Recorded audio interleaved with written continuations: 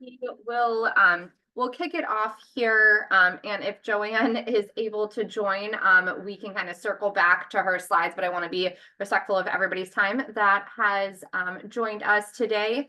So today we are hosting our download, and Ella, if you don't mind advancing to the next slide.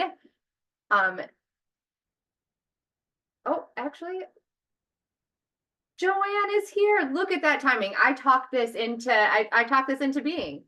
So you know what? I will pass it right on over to Joanne. Thanks so much for joining, Joanne. Oh my God, I'm so glad to be here. Sorry, guys. MiHIN, what can I tell you about MiHIN? What you need to know is that we are a nonprofit organization. We exist to free data to flow however a human being needs it to flow for their best life. We are an unbiased data trustee. We are not competing in the marketplace. We don't create our own data. Instead, we exist to help convene all powerful parties and powerful EHR systems to share vital health information. We do so. It is our pleasure and our pride to be Michigan's statewide designated entity to do so. Next slide, please.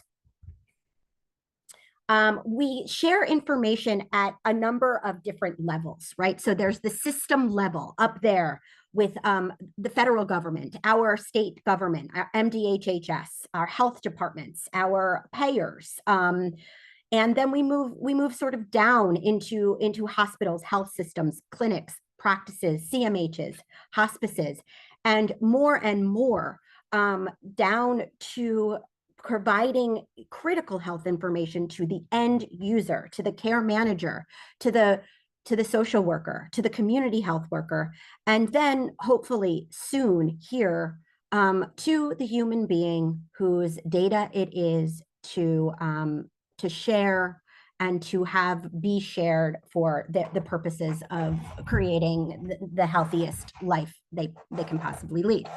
We do this we have 13 million patient records, 13 million unique patient records.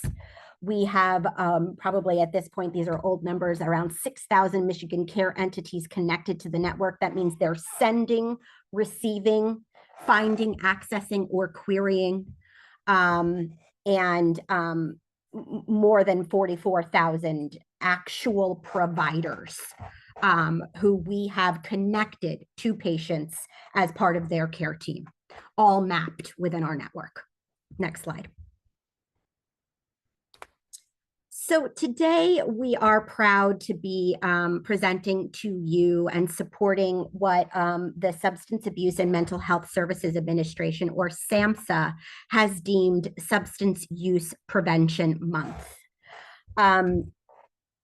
There is an unprecedented activity at state and federal levels in recent years to identify and use data sources to better understand where we are in this sort of epidemic, and using data to prevent substance use disorder and to reduce harms caused by substance use disorder, and of course to promote treatment and recovery.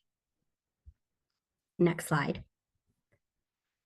Data exchange, so what MiHIN was created to do, can improve substance use prevention, treatment, and recovery outcomes in the following way.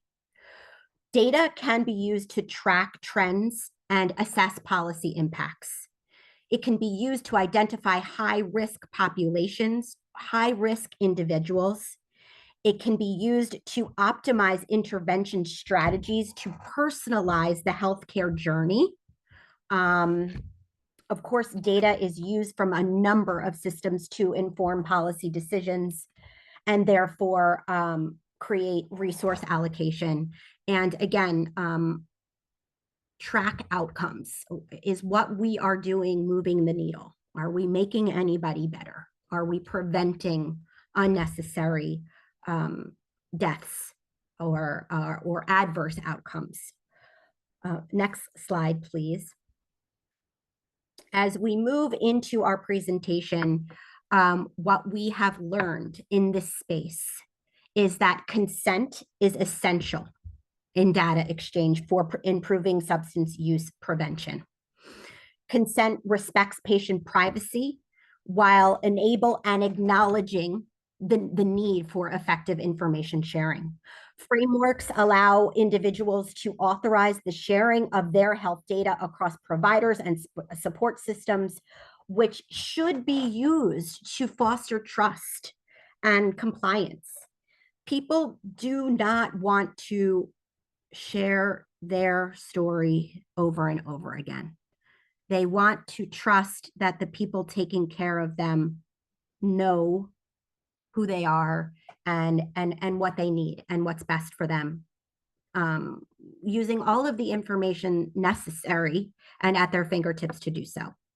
And consent ensures that that providers can access that necessary information for coordinated care and to track treatment outcomes and identify trends, all of which then contribute to more targeted, more personalized, and responsive SUD prevention and treatment efforts. Today, we are going to try and share and illuminate the link between data exchange and the benefits, how it impacts or could impact substance use prevention. It is my pleasure to introduce Van Lee. He is going to take us on this journey. He is the senior product manager for what we call our electronic consent management service. And I just want to say, look, this is my rodeo. Sometimes I get so crazy impassioned that I have to interrupt. Van, I feel like people should interrupt you. If you have a question, you can't keep it in and you need to point something out, I'm telling you, we're here for it. Really, we will have time for questions at the end. We have very esteemed guests that will be speaking to you, but we really want you to engage, and you can do so. I'm a big fan of the chat, but if you want to share, we'll be looking for your hand. And if you say you need to say something right now, we're gonna honor it. Let's engage here. Thanks.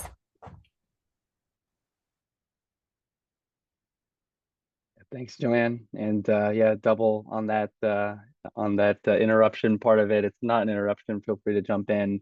And like Joanne mentioned, we actually have some special guests later on towards the end where there's an expected interruption, but I'll ask Jason and Eric from the state to kind of speak about a really exciting project that we'll be working on around eCMS as well. So anyways, thank you for the introduction, Joanne. It's a pleasure to be with you all this morning. And today I have the distinct honor representing MiHIN and sharing a presentation with you all that focuses on substance use disorder and how we at the statewide HIE aim to support healthcare providers, public health, and ultimately the community. As Joanne mentioned prior to this, this is timely as we are in Substance Use Prevention Month. And if all I've done today is raise awareness about the state of SUD in our country and our state, then I think I've achieved an objective that other public service campaigns have demonstrated can be effective in achieving better health, such as CDC's Tip from Former Smokers campaign. I don't know if you all remember that, but that resulted in approximately 1.6 million smokers attempting to quit. Or a more recent Ad Council, American Foundation of Suicide Prevention, and the JED Foundation Seize the Awkward campaign, which empowers young adults to discuss mental health openly, and won a Shorty Award and partnered with Billie Eilish as well to really spread that campaign. So anyway, next slide, please. Regarding today's presentation, I'm hoping that you all can walk away with these learning objectives. First, and these are not in any particular order, hopefully this is seamless, but we'll talk about the current state of SUD data, understanding the prevalence and impact of SUDs in Michigan. I want to hopefully focus and address quality, cost, community impact, exploring some of the challenges and opportunities for improving SUD care. And more specifically, I'll actually talk about some of the trends and initiatives out there and examining some innovative approaches to SUD prevention and treatment. And then finally, the role of the HIEs and how MiHIN's eCMS can support SUD prevention, treatment, and outcomes, and really you all that are fighting this fight out there for the sake of folks that are going through this disorder. Next slide, please. So, a key part of tackling any issue, in my opinion, is to understand and to level set on the definitions, and it's no different here. According to the National Institute of Mental Health, substance use disorder is a treatable mental disorder that affects a person's brain, behavior, leading to their inability to control their use of substances like legal or illegal drugs, alcohol, or medications. Symptoms can be moderate to severe, with addiction being the most severe form of SUD. You don't mind clicking a couple of more times for me? Yep, thank you. And in addition, when someone has an SUD and another mental health disorder, it is usually better to treat them at the same time rather than separately. And then finally, it also is essential that the provider tailor treatment, which may include behavioral therapies and medications to an individual's specific combination of disorders and symptoms. It should also take into account the person's age, the misuse substance, and the specific mental disorder. And so, as an HIE and as a tentpole of what our value and what we bring to the community is always trying to provide information and data at your fingertips in a timely manner so that you can make informed decisions. And so that's what ultimately this definition and the final quotes really say, is that to make a better decision or provide any tailored treatment for an individual, it's good to be able to take into account other information, including their age, misuse substances, and potentially their medical. Next slide, please. And then finally, as we level some definitions and where we are in the country, in 2022, 48.7 million people aged 12 or older had a substance use disorder in the past year, including 29.5 million who had an alcohol use disorder, AUD, 27.2 million who had a drug use disorder, a DUD, and then 8 million people who had both an AUD and a DUD. So these numbers are fairly significant. Next slide, please. So let's talk about the economics of SUD care from a federal and state budgetary lens. Because again, to fairly assess SUD and to get a better understanding of it, let's talk about the economics of it. To do that, let's all take a step back and look at the US. So according to our US Treasury, Health and Human Services accounts for the largest piece of the $6.29 trillion spend at 1.62, followed by the Social Security Administration at 1.4 trillion, the Department of Treasury at 1.26 trillion, Department of Defense 754 billion, and then the Department of Veteran Affairs at 309 billion. I wanted to share the percentages so that you can see the drastic difference and the importance of health and human services when it comes to federal spending. Next slide, please. Because next we're going to now zoom into Michigan. So zooming into Michigan for FY23 and 24, the DHHS budget represents 44% of the total approximate $80 billion in state budget, or $35 billion. This is followed by school aid at 27% of the budget, at around $21 billion, transportation at 8%, and as you see, the list goes on. And of course, this is all publicly available at house.mi.gov. Next slide, please. So now I want to drill a little bit deeper into the Department of Health and Human Services budget, as again, we're going to start focusing on substance use disorder and specifically treatment. But let's continue to look at that 35 billion and focus on the dollars budgeted for medical and behavioral health services. Around 70% of the total 35 billion or 25 billion is budgeted for services for medical and behavioral health services, while the other HHS services of $10 billion are budgeted for other services. Next slide, please. Now that we've got a slice of the medical and behavioral health services, I want to provide a look at how those dollars are being spent as it relates to traditional fee-for-service or managed care. So this is a dive into that $25 billion.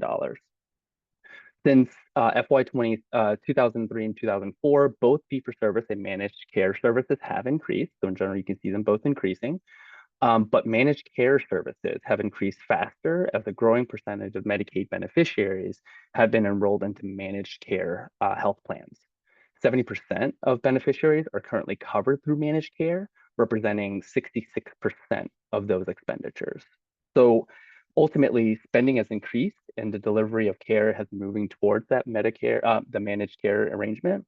Now, remember, a key attribute of managed care is the coordination of care for an individual, typically measured in a calendar year or other increments, just depending on the managed care arrangement.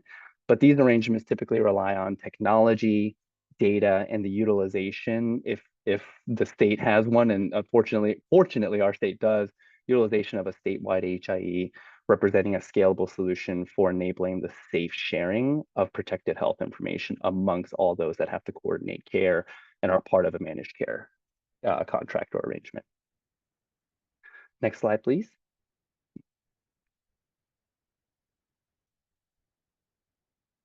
So now getting back to mental health services, the overall spending in Michigan has increased to around $4.5 billion.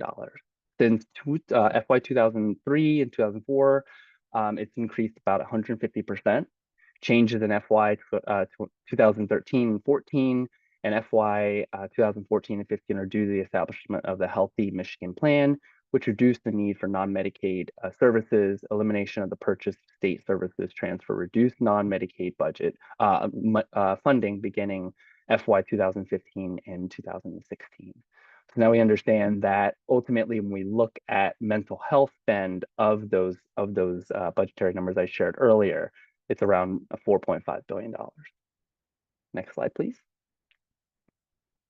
So finally, we're going to get to the budget that's used for SUD treatment.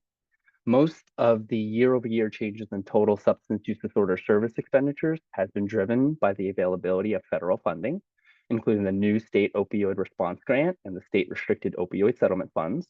Medicaid substance use disorder services funding has also begun to increase, as you can see here. So right now, this is in the millions of the expenditures, and for FY 2024, the approximate budget number here for substance use disorder treatment services is around $250 million. And as you can see, this has increased over the past decade, and I'm sure those that work in this space can understand, since we do have a growing trend of individuals that are suffering through substance use disorder. Next slide, please. So now that we've got the numbers in order and we have a better understanding of how much is invested, how much is budgeted for substance use disorder treatment and care, I want to share some examples from other states and how other states have been leveraging those dollars to advance better care for those individuals suffering through it. So I'll start with New York State. New York State published the effects of Medicaid health homes among people with substance use disorder and another chronic condition on healthcare utilization and spending, lessons from New York State. So ultimately, this was around managed care.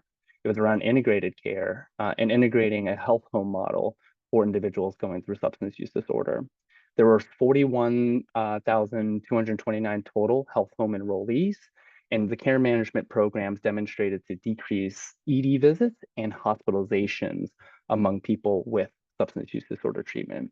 And the source is listed here from the National Library of Medicine, who published this study. Yale University of Medicine has created a primary care internal medicine residency program. So at the Yale School of Medicine, primary care residents are required to complete buprenorphine prescribing or an X-waiver training, and SBIRT, which is screening, brief intervention, or referral to treatment training during their first month of residency. Residents regularly rotate through the Addiction Recovery Clinic, or ARC. Residents are exposed to patients at various points along the substance use spectrum and learn to apply principles of harm reduction, prescribe medications for addiction treatment, and practice behavioral counseling strategies. And the source here is the Harvard Center for Primary Care, who published the study from Yale University School of Medicine. And as you can see here, with the recognition that there's a growing trend of individuals suffering through substance use disorder treatment, that Yale themselves have brought this into the residency program and really started exposing those residents with folks with the treatment programs and principles of harm reduction, so that they can better support the community when they do leave the residency program. Next slide, please. And then SAMHSA published an interesting study around the intersection of physical activity, wellness, and recovery.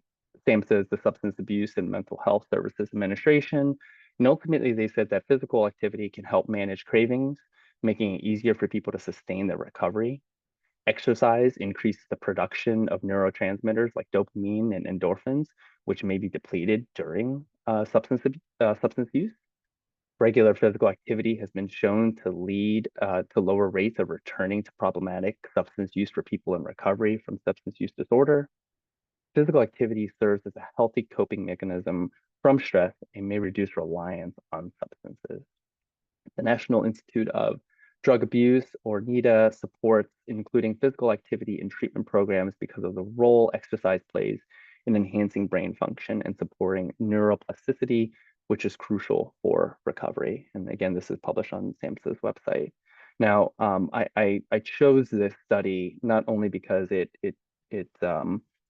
talks to different interventions that are effective for folks with substance use disorder, but it really speaks about the whole person. And I know in the healthcare industry, we've grown to focus on now social determinants of health through health related social needs screening interventions.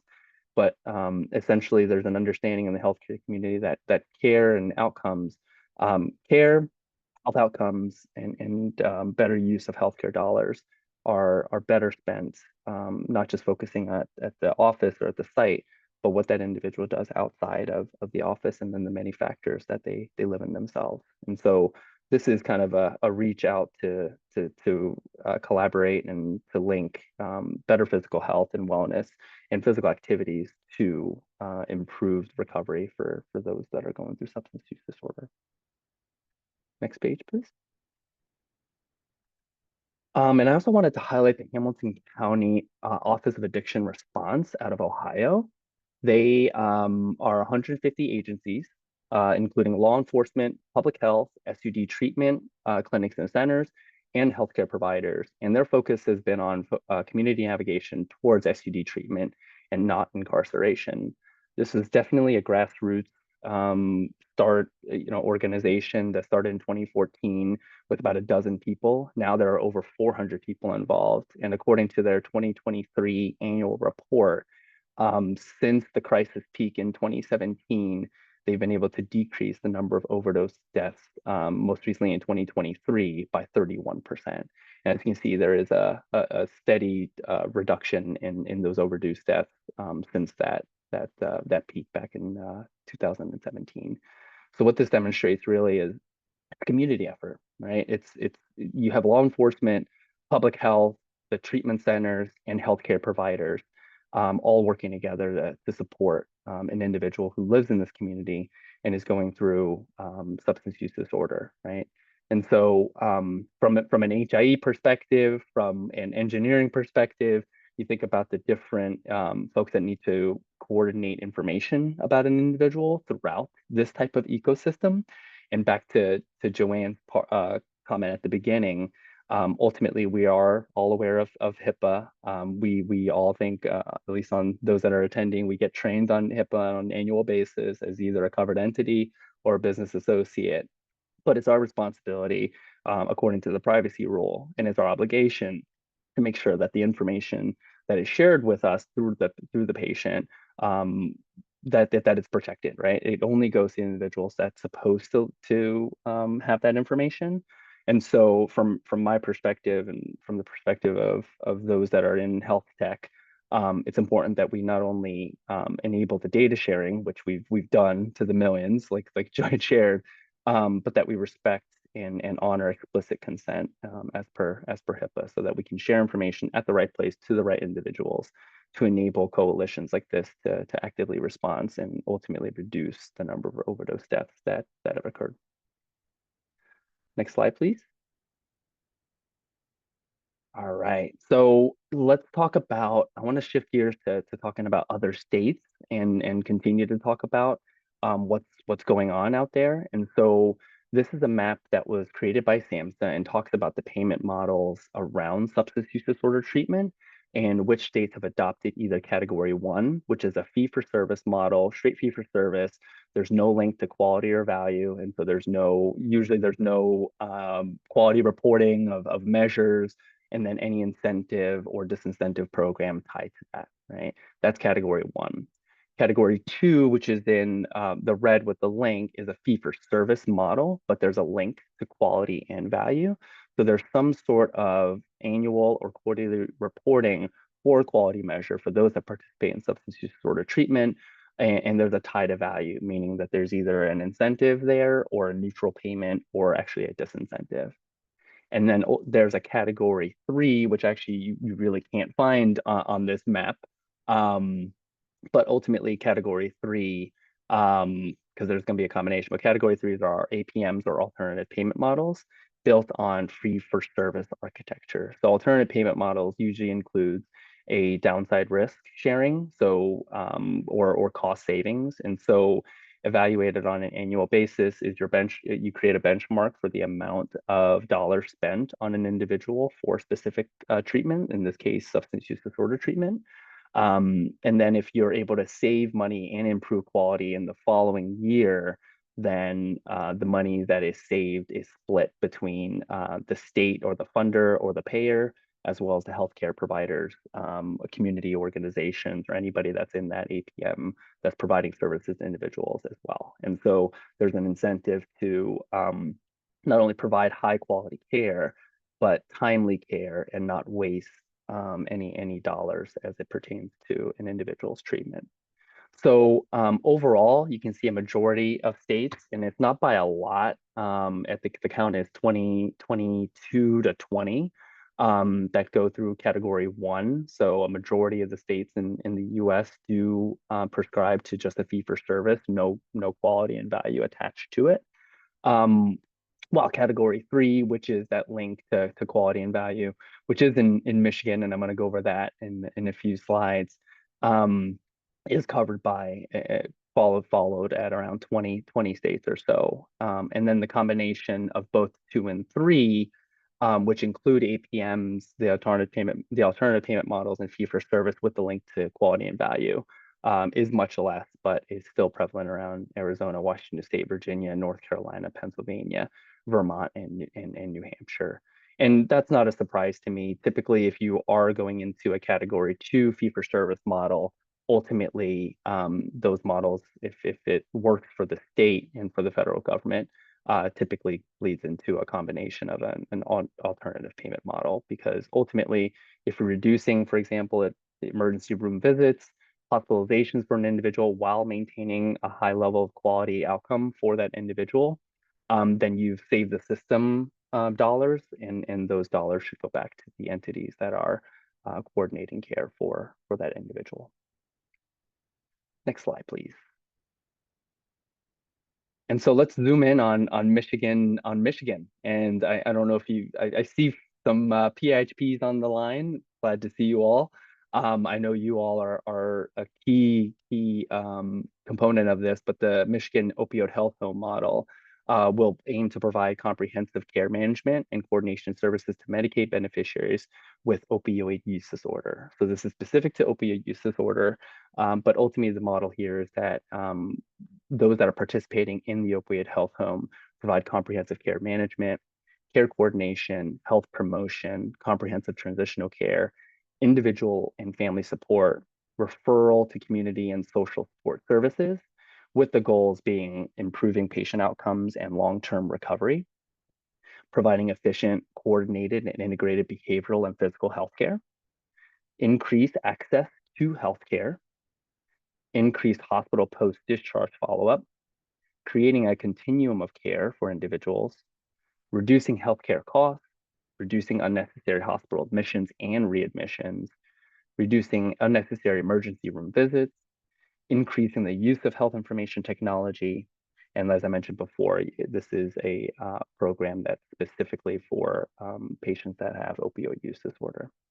I think if you click through a couple of more, I'm going to highlight some of the, I think that's it. Yep, thank you.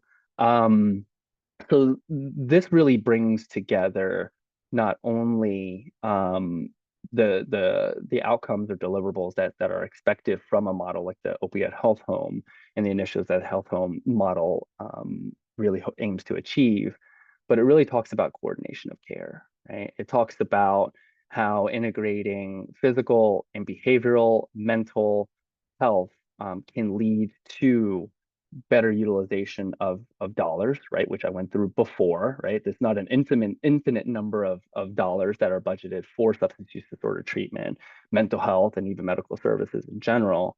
But that there's also a focus on a continuum of care for individuals. So patients are able to not only receive treatment suggestions, prescriptions or medications from one individual, but it's coordinated amongst all their care providers.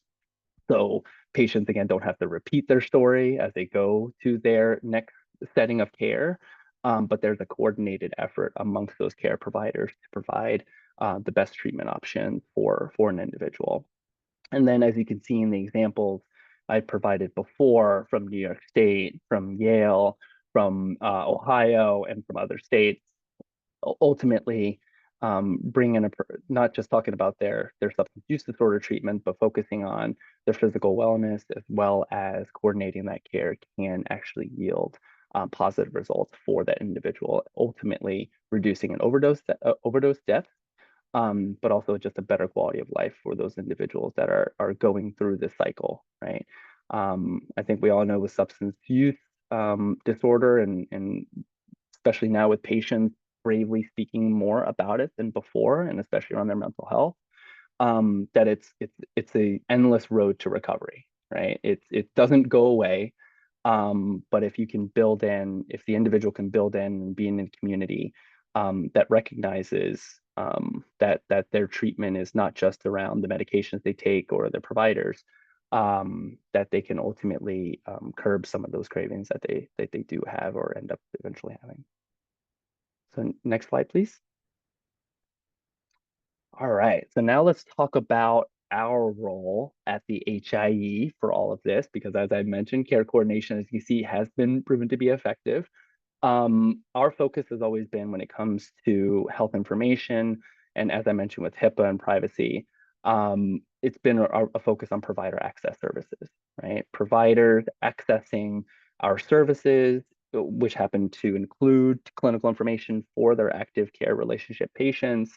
That's a tentpole of ours, right? As an HIE, trust is very important. And so from a patient perspective, I want my data in the HIE. If the HIE is able to not only identify that that's me and it's not some other Van Lee, but also provide those access controls that enable sharing of my clinical information only to those that need it for treatment, payment, or operations, or other use cases that benefit me as an individual. So I'm going to continue on that theme here with MiHIN. Our role here is really around consenting to share substance use disorder and behavioral health data. So I'm going to start with the patient on the left side, and during an office or remote visit, the patient initially is informed about sharing SUD and behavioral health information with MiHIN and selected providers. The providers log into our MyGateway system, or essentially our portal, provider portal, and there's an electronic version of the MDHHS 5515 form that gets completed with the patient there. So as I mentioned before, this could be during an office visit or remotely if it's a telemedicine visit, and you want to send the link for the patient to complete that a little bit later on. But ultimately, they log into the system, we capture the electronic consent, which provides to us as an HIE that explicit consent along with ACRES. And I should have probably spelled out ACRES. ACRES stands for the Active Care Relationship Service. And so under our model, only those with an active care relationship with an individual can access that information. With behavioral health and substance use disorder data, we also require explicit consent. And so now that we've combined explicit consent as well as ACRES, we're able to provision access to healthcare service providers and payers. So ultimately, that round trip for care coordination can happen for that individual. Next slide, please. And so I just want to talk about the two methods that we capture consent and the tools that we provide at the HIE. So initially, there's two here. Like I mentioned before, the MiHIN My Gateway portal. Um, you receive an access, you receive a login access. There is two-factor authentication. So for those that are on the security side, we do have two-factor authentication, but ultimately through My Gateway and in Patient Viewer, you can view any consents that have been created. And again, you can only view those consents if you have an active care relationship with that individual, and that individual has provided explicit consent for you to be able to see it. So the question may be, what if I have an active care relationship with my patient, but I still can't see their consent? The reason you can't see that consent form in our portal is because that patient has not given us the explicit consent to share that with you, right? So this is a little different than our other TPO, ADT, CCDA use cases where we do require explicit patient consent. So if I were to go back to that previous slide, it's not just about education, but it's really about informing the individual and having that discussion with the individual about why sharing their SUD and behavioral health information is important for their health and for treatment in either a managed care program or a fee-for-service model, right? Either of them really work. But yeah, that's through our portal. And then for those that have an EMR system or have a system that wants to share and revoke a 5515 consent through systems and don't want to log into another portal. Obviously, that's not the ideal workflow to log into multiple portals. But a more complex but technical solution is using our API. API stands for Application Programmable Interface, and essentially allows our systems, our eCMS systems, to talk to your systems. And so that allows you right within the patient chart or however that your system wants to configure the API. But ultimately in that chart, you're able to share or revoke a 5515 consent via the API. And then what we're working on, but it's not available today, is to query and retrieve a 5515 consent via this API. This does not forego the explicit consent. So if your systems are asking or querying our systems for a consent or sharing, you still will not be able to do that unless that individual has consented themselves to share that with us. And so with that API, that's kind of the goal of this of that API.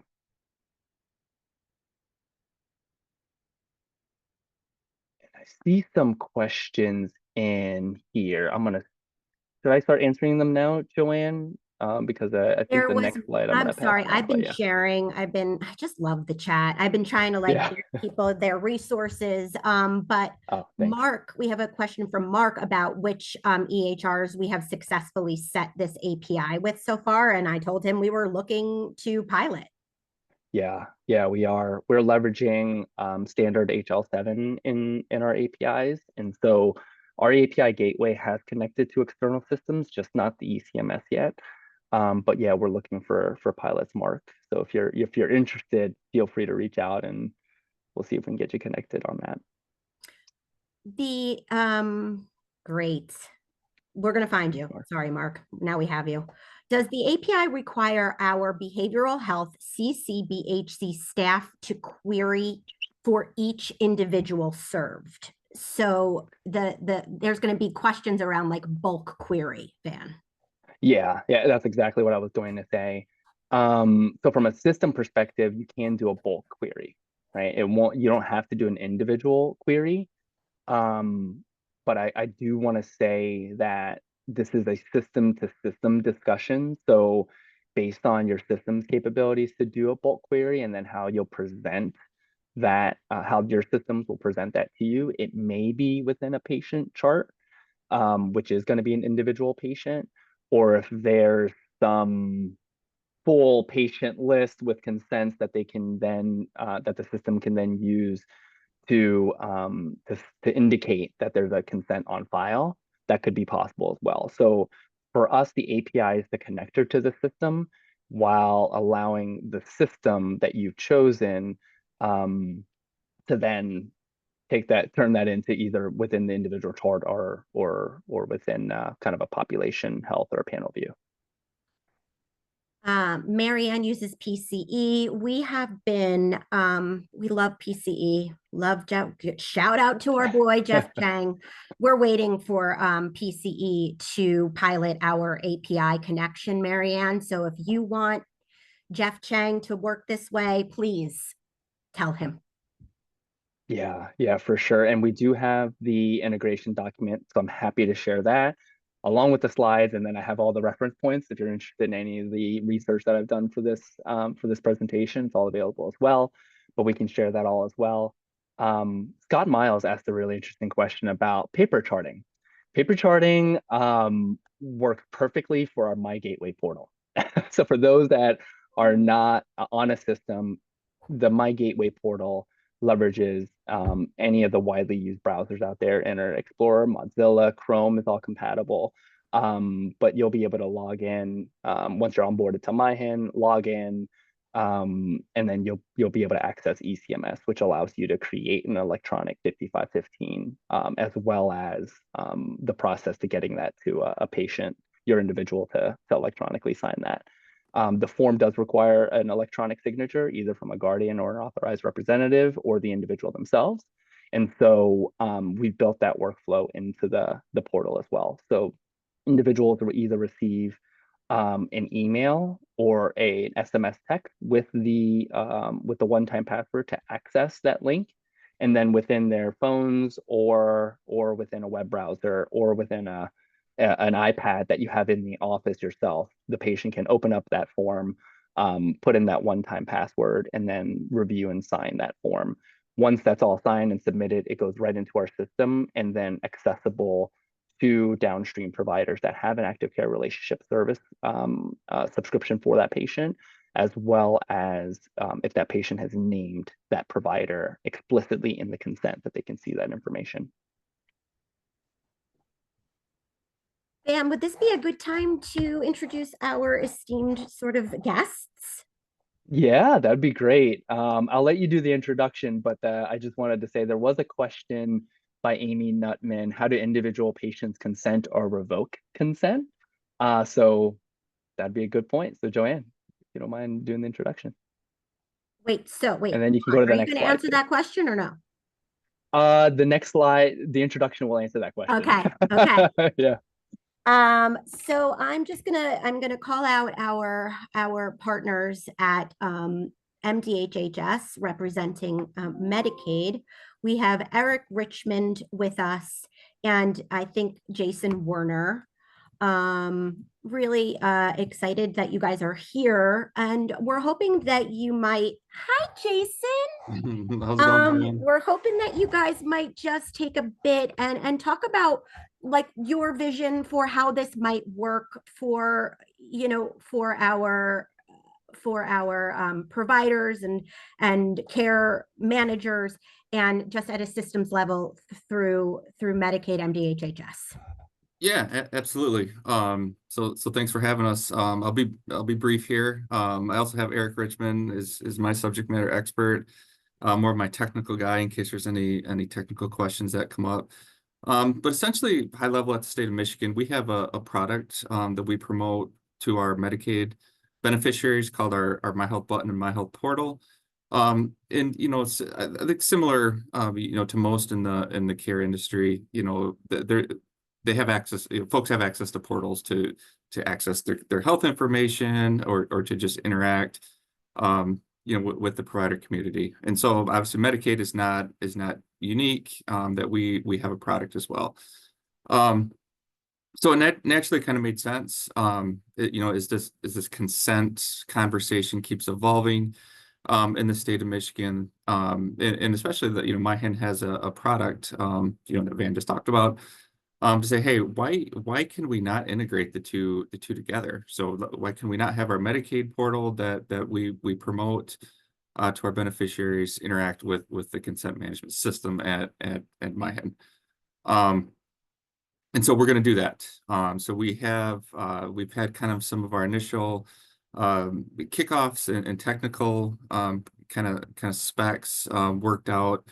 And fingers crossed, and I'm very optimistic with the team that this integration is going to go live in March of 2025. So very high level, what is it actually going to do? So, you know, a member logs in to My Health Button, My Health Portal like they normally do.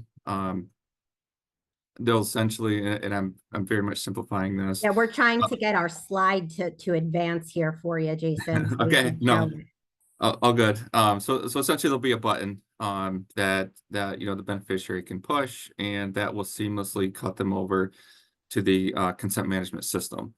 So it's at that point where they'll be able to do a number of things. One, assuming that there's a consent already out there in the consent management system, you know, the beneficiary will be able to view the consent.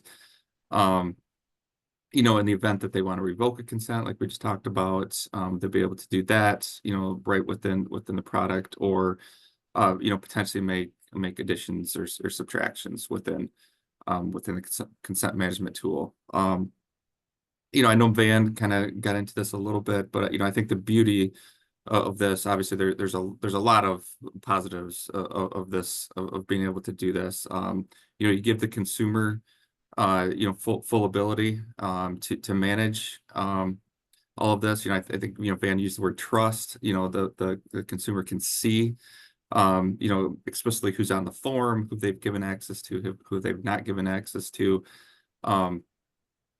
You know, you got the Acres integration on the back side, as well as the MiHIN provider directory. You know, so you know, folks can explicitly look up, you know, who's in their provider network, who's not. You know, so it's just a really, you know, closed loop integration that we're super excited about. So again, this is slated for, again, this is just for our Medicaid population, utilizing the My Health Button, My Health Portal application. We're very hopeful and optimistic for a March 2025 release for this. So we're very excited. You know, again, that's going to give the consumer basically full access, you know, 24/7 access, you know, via button and portal, to be able to, you know, view, manage, revoke, etc. Their consents at you know, at their discretion of how they want to do it. So I guess I will pause there. I want to be cognizant of time, and you know, I don't know how much presentation Van has left, but yeah, I just you know, appreciate, you know, giving me a few minutes here to kind of talk about an exciting project at the state of Michigan. Yeah, I just wanted to drive home the point here that right now, current state, electronic consent management service at MiHIN is sort of available to providers to work with patients to sort of move their data, to explain sort of like, look, here's what happens. You know, we need to give people information in order for them to take the best care of you. We need to make sure that we're giving people information because we are caring for you, and you're going to fill out this form, you know, however you all, and I'm dying to know really how you all work through consent with your patients. But where this is going, and what Jason was just explaining, is you know, elevating this consent through straight to the consumer, straight to the human being, right? In a place where they go to access their own information.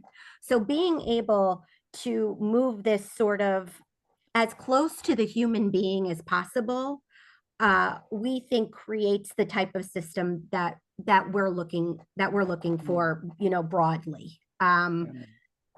We want right now, human beings right now, patients don't log into their own My Gateway account, right? My Gateway is there for providers. It is a very base sort of, not your, it's a base system. It's very basic. We are a nonprofit, and it goes to, we work with providers and hospitals and health systems. But what Jason and Medicaid in Michigan is creating is the system that is really meant to touch the human beings, and it's very exciting. There Yeah. are a lot of there's a lot of engagement. Thank you on the chat. Love the chat. Everybody that I work with hates that I use the chat, but I think it's pretty useful. Again, so in terms of like who you work with, or like are we connecting with your systems? MiHIN's answer is always going to be yes, please. We want to connect with your systems. It is why we exist. And we will be working with your systems, right? So there's going to be a legal area where you say we have the right to exchange this information, and then there's going to be like an operational discussion, sort of like, okay, well, when does this happen, like when do these conversations happen, when are you with a patient where they're making these decisions, and then very quickly it moves from operational to technical, and we will be working with your vendors on all of these very sort of technical aspects of making this happen. Then we get it working technically, and we have to move back up operationally to say, okay, so now you have this thing. What does it look like in your workflow? How does it change your workflow? Do you know where to go look? Are you checking this? So this move in between operational and technical is something that we're trying to get better at, and it's just something that everybody here needs to be cognizant of. I believe that there are a lot of technical sort of systems here, which is fabulous. Let's work together. But also, you only go so far. And we're going to need to work and make sure that we're working with your clients operationally to make this work for them. Just because it's there and just because we can do it doesn't mean people know how to use it. And I was going to say something, but I saw Eric, you go off mute. So I'll defer to you first if there's anything you wanted to say. I don't have anything to add. I appreciate Joanne's description. I was actually just reading one of the questions here, and just looking for an opportunity perhaps to answer the most recent question, but I didn't want to interrupt anybody. Yeah, Sure. Marianne, we currently have, if you're using, I think I'm just following you. Oh, there was a question to the hosts. Marianne, follow up with me. We've got you covered. PCE is the most wonderful partner, and you're going to be surprised at all that they can do for you. What I'll offer is that what we're effectively doing between the My Health portal, My Health button, which is the Medicaid name for our website and mobile app, is a single sign-on. Essentially, we know who the Medicaid beneficiary is. They're logged into our system through the state of Michigan government single sign-on system, and we know our Medicaid beneficiaries, and they're onboarded into ACRES already. So through sort of these pre-existing pieces, we can accomplish a single sign-on between our My Health portal, My Health button, Medicaid systems, and the MiHIN My Gateway for the direct patient interaction with eConsent. To answer Marianne's question perhaps more directly, theoretically, you could do a similar single sign-on, I would imagine, if you already have some of those pieces in place with your MiHIN participation. Yeah. And yeah, Jason, Eric, I'm really excited about this project. I know I was introduced as kind of the product owner, what is product? I mean, I think of products as really scenarios, right? And workflows that either exist today or we're creating them. And I think one scenario that I experience as a patient, we're all patients here. How often do you get time to review a consent document or documents when you're in the office, right? There's usually no time between the waiting room until your appointment before you got to get out of here and then go home and get your service and whatnot. And so moving this information or enabling another scenario where a patient is able to look at these consents, read them either before their visit or even after their visit, gives them enough time to really ingest and understand this. And so we're really creating a new experience that countrywide, I think we're trending towards it with everybody with a mobile phone or a smart device. But this is, in my opinion, an amazing evolution when it comes to enabling not just provider access services, but now embarking onto individual access services as I've labeled here. So, Thanks, Van. Cindy, yeah. I see that, yes. So, okay. Yeah. There's this place that we live, right, where there's behavioral health data, and there are all the ways in which you can share behavioral health data. And then there is specially protected information from SUD, CFR Part 2 facilities. We will not have the time to get into that to this today too far, Cindy, but in the coming months and years, there will be a requirement that 42 CFR Part 2 facilities will need to sort of flag or put into their message an indicator that the message that they are sending has this specially protected information. And only if there is consent to share that information will that information flow. So the form and the consent right now that's embedded in My Gateway is the form 5515, which covers behavioral health and CFR Part 2, specially protected information data flows. So part of the rub here is that people need to start sort of coding that content so that we know that that's the content that is specially protected. And then once that content comes in and is there to be shared, only after our system checks for consent will that information be unlocked.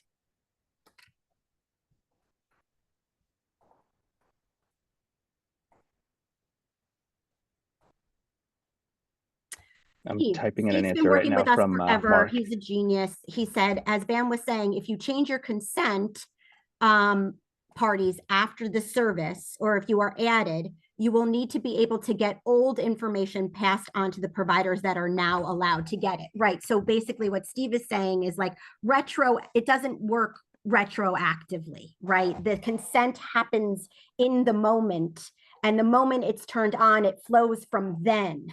But it will not, at this point, as far as I understand it, go back and give the people that you want to have information, your old information. Right, Van? Yes, that is correct. You nailed it. I It would have only jumped in sort of otherwise. works Yeah. from when you say yes. It Yeah. doesn't go back and yes, and it's sort of Yeah. like yes, next. Yeah. Yeah. And like I mentioned before, provider access services is our criticality, right? Who can access that information. And so active care relationship service enables that. But just for this particular information, an explicit consent from an individual signed in the form of that 5515 form that the state has on their site is what's required to really exchange SUD information within our network. Cindy, we will really look forward to that resource. Please send it along that you're talking about. Nick, the consent form that we have right now that we're working on is the Michigan 5515 form. And so what you're looking for in terms of expiration and duration, you'll have to look at, the policies around that form. Thank you, Nick, so much. Yeah. I happen to know that answer. It's 1 year, or you can set your own expiry on there. So. There you go. Well, you might want to go to, if you can advance to the final slide. I think there's some of our contact information there, but yes, I think we're set. We always post this stuff on our website. So you will have access. I threw my email into the chat. We are really looking to connect. Thank you so much for your engagement. Thanks again, Eric and Jason from Medicaid MDHHS for being here. Let's keep it going. It's 12:01. Our pleasure. Thank you. Thanks a lot.